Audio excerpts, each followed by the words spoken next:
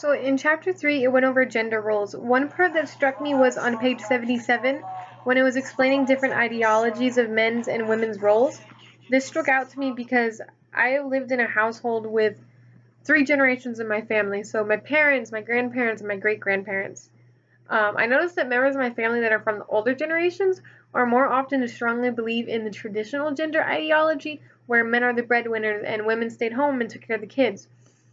But younger generations, such as my own, we are much more open-minded, you could say, and follow more of the egalitarian gender ideology. The ideology, the ideologies have definitely changed over time because of what is now required of us.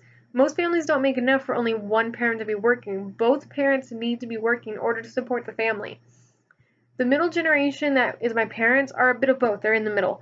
I only have my mother, and she's a little bit of both because of how she was raised. Her preference would be to be able to have that traditional gender ideology, but only if the woman didn't have to work. But she also knows that in this time, it is more realistic to be following the egalitarian ideology.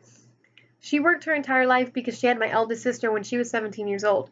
She was never able to just stay at home and not work because it's always been just her.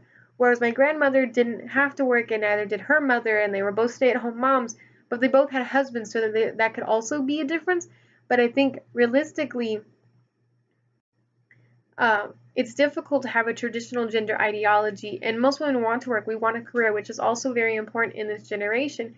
And I think that makes an even bigger difference. Not only can we physically not have only one parent working because it's difficult to support a family that way because it's just more expensive in general, but through gender, females, we want that career. We want a little more.